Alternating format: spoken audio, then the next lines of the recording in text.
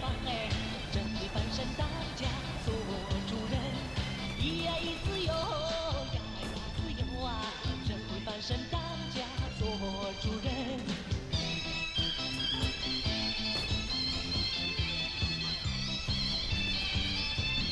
天上太阳红呀红彤彤哎，心中的太阳是毛泽东哎，他领导我们奋勇前进哎，革命江山一片红哎，咿呀咿自由呀呀自由。So I'm just going to throw this into the video really quick. I wanted to show you a little bit about the armor and how it handles various different rounds and stuff like that. So we're just going to use it against its own ammunition, which probably not going to happen, but considering that they're a fairly average heat round for this caliber of gun and a very good dart, is that if it can protect itself versus a very good dart and a very average heat round, which we expect it to do, I can show you a little bit of the weak spots and stuff like that that you need to watch out for. So first is the heat round, the DTP125, which has 480 pin flat, 416 and 240. So on the lower plate, which is only angled at around 54 degrees, it's only going to be protecting you against about 105 millimeters, which is not very good. Now we move up to the upper plate, and it's covered in ERA, which as you can see is very good. And once we get up a little bit, the driver's port, which is situated on the left front side of the hull, it's not going to be protecting you at all. You're going to be getting pinned up here by rounds like this. But when we move up to the turret, as you can see, pretty well protected over here where the armor is. And this is what I'm talking about in the video. Once you get a little bit closer to the gun, there are these gaps in the armor that become an issue, and it's a little bit larger than a T-72, for example. But as you can see versus heat, the turret, when the armor is hit, it does its job. It's not going to be getting pinned by heat unless it's at the gap that I've been talking about. Now for a dart, which by the way, the 125i has 466 flat at point blank range, 393 at 30, and 269 at 60. And we're testing it at 500, so 458, 386, 265. So, like you just saw, you should be well aware that the lower plate is going to be pinned rather easily. Now when we get up to the upper plate, there's holes in certain places, but where the ERA is, it does pretty well.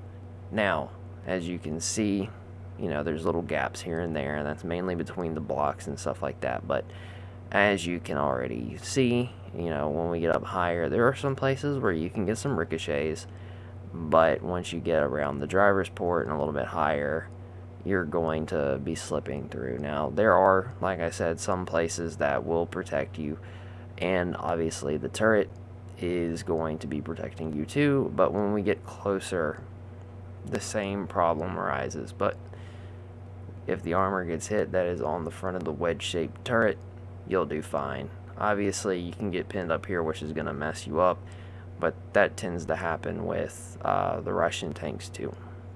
So, there's my demonstration. There's really no point in testing the side armor because, it's rather none, but we can look at this with the heat round. It's not going to go through if you get hit here. So, back to the video. Alrighty, now on to the rest of the review.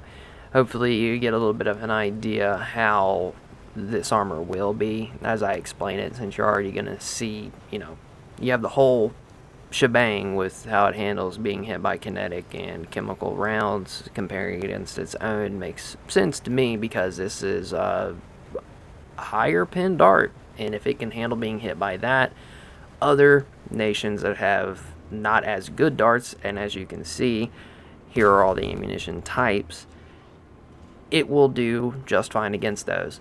So you get a pretty good dart, a good HE round, and a pretty meh heat round. Here's the stat card for the vehicle. You can take the stat card with a grain of salt because you can get pretty good information from the stat card, but it's not perfect. That is why I included the first clip of how the armor works, because ERA is not made equal. The composite is not as well, and you can't take the raw thickness stats off the stat card to be the gospel for how the armor is actually going to be. You need to compare it for yourself and see how it's actually going to be. Now, as you can see, I don't carry the heat rounds, and this XM803 is getting ready to find out why. So I do shoot him, I do get a dart into his turret, and I kill the crew member on that side of the gun. And if you've played against Russia and China with their 125mm guns and their very, very powerful heat round, or not heat, but HE round, you're gonna see something funny here in a second. I can still use a machine gun, and I hit the roof of his turret, and since I have 5.5 kilos of a TNT equivalent, his crew is now spaghettified on the inside of that turret, which is why I say carry them. That's why I say they're good. Anytime I'm using a tank with a very, I guess, poppy HE round, I'm going to keep it. Even with Hesh, I still carry Hesh for the same thing. It's still something you need to be carrying. Obviously, don't use it on everything. But shooting the roofs of a lot of NATO vehicles, since their armor is not that thick up there, can tend to get you the kill. Is it realistic?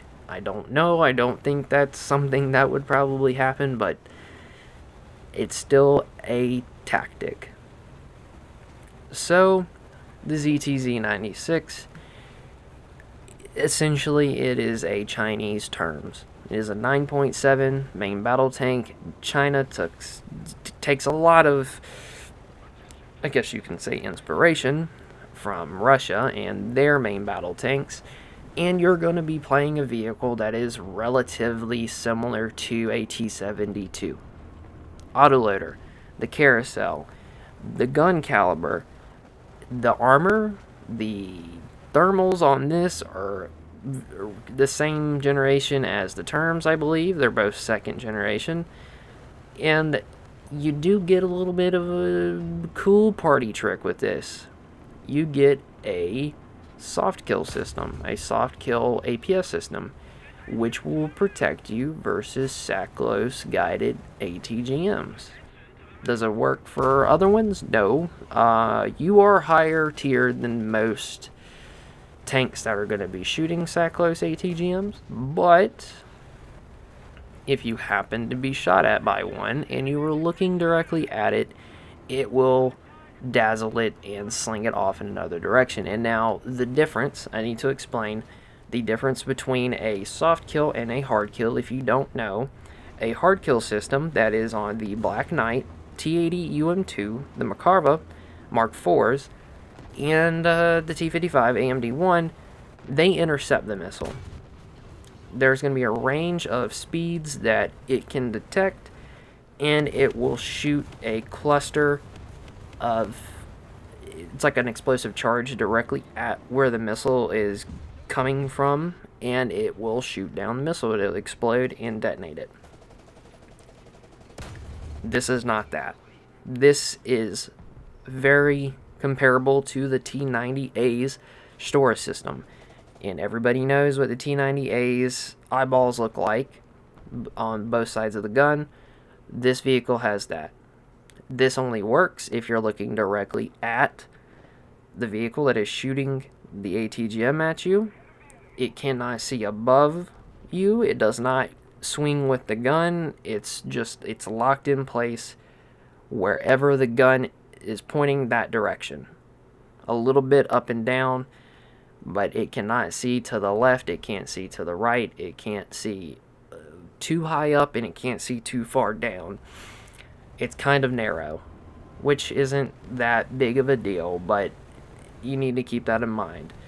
Like I said, it's not going to work for every single ATGM, and you are a higher tier than most of those ATGMs are being replaced by beam riding or laser guided, so it's not really going to do anything against those.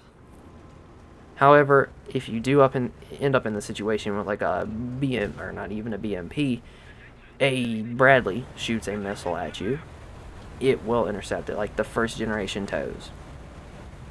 So, just keep that in mind. As you saw, the ERA armor at the beginning, during that clip, works very well against both types of protection. It works pretty good with kinetic, and it works pretty well, way better versus chemicals. That's what it's made to do. But FY4, I believe is the name, is a comparable, not quite to Contact 5. It's better than Contact 1, which is on the T72A. This vehicle has a better upper plate than the T72. Its turret, not so much. As you saw, there's gaps in the armor between the gun and where it actually has composite armor on the front of the turret. So keep that in mind. Gun depression, not very good. It's only 5 degrees. Its elevation's only 17. Mobility, it's not that great. It has a very bad reverse gear, which is just like the Russian MBTs. It's not even 5 kilometers an hour, like 5 miles an hour in reverse. It's very slow. Top speed, though, is not terrible, but it doesn't have like a whole lot of acceleration. It's not a very heavy tank. However, don't expect it to be winning you any races versus most NATO vehicles. It'll probably outrun a Challenger, though, because Challengers are really slow, but its whole traverse, if you're sitting still, it's very responsive there. So it can handle that. Overall, I really like the ZTZ96A. I like it a whole lot more than I thought I would. If you've played the T72 TURMS, you're gonna have an easier time stepping into playing this vehicle, since it is so closely related to the T72. If you've never played a Russian or a Chinese tank, it's going to be a little bit different. It's going to be harder to step into be using this compared to an XM1. It is a completely different vehicle. If you've never played a vehicle with an autoloader, one benefit with the autoloaders is that if you get lit on fire and you need to put the fire out, obviously, and you use the extinguisher, if you're in the XM1, it's going to reset your reload completely. With these vehicles, like the T72, it will continue loading. Now, if you get shot in the side, you only have 2 people in that turret, and they are sitting on top a pressure cooker, essentially, because they are sitting on a carousel of ammunition that if it gets hit, it is going to detonate, and the turret is going to now become a part of the Chinese space program, and you are going to die. If you've played the T-72s, T-64s, T-80s, any Russian vehicle, essentially, you already know how that is. So you already know what to expect. But if you've never played them, if you've only played NATO vehicles that have a manual loader, they have blowout panels, they have a different system, it's going to be a little bit different. It's going to be a little bit different. There are weaknesses and strengths to both, but as I said, it's just something you need to get used to if you've never played a vehicle like this. Like I said, if you played the T64s, not T62s, because those are manually loaded, and you've played the T72s, China is going to be, I guess, more comparable to what you've already played. China right now is really good. It used to be horrible, but China has been changed, things have been added, the stats have been fixed, and a lot of these vehicles are a whole lot better now. I really recommend playing China. Do I recommend buying this vehicle If you have nothing else though, no, I never have. I've never done that, and I'm being a little bit of a hypocrite right now because in this game, I only have my A5C and this tank. I have backups on both. But I did get 11 kills and we won, so you can slide this one under the rug and let your boy go. Get off my nut. So, it is what I said. Nut. Long story. I'm not going to elaborate, but those who know, know. And it's hilarious. Anyway, moving on. I really like this vehicle, as I said. 8.7 China, in my opinion, is one of the most fun battle ratings in the game. There's so many unique vehicles that China has after 8.0 that it's just fresh. It's a fresh feeling. It's kind of like why I like France so much. Because when you see the vehicles that have been made by NATO, or they get very closely related when you're at the upper tiers, if that makes sense. Like an Abrams and a Leopard and a Challenger, there's not really that much difference between them, in my point of view. But when you're like 8.0 China, and you know, obviously China and Russia is very closely related. It's just that 8.0 to 8.7 is just so different. Like the AFT, the PTZ, stuff like that. It's just a different feeling, if that makes sense. So the rest of this is the ending of the match.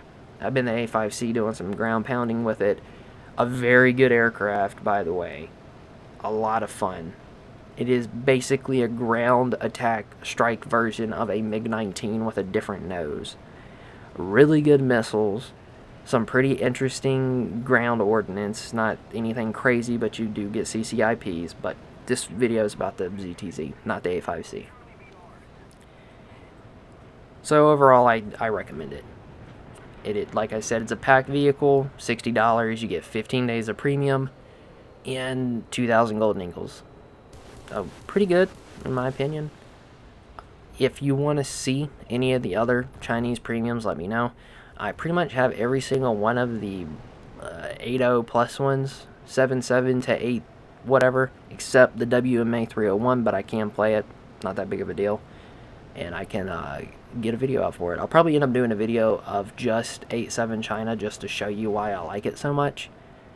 And I would like to see more people. The people who have never touched it because it's China, because we all, you know, fuck China. Yeah, I don't, yeah, fuck China. I'm on that, you know, I'm on that train too, but in-game, they're fun.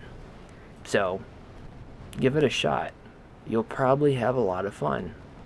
Because if you've only played America and you're sitting at like less than 9.3 America, you know the struggle. You know how it is. So if you want to play something unique and different, start playing China. Now you're going to start off and it's just going to be American and Russian stuff.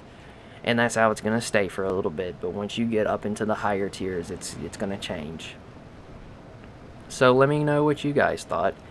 If there's anything else you guys want to see in particular, let me know. But until next time, I will see y'all later.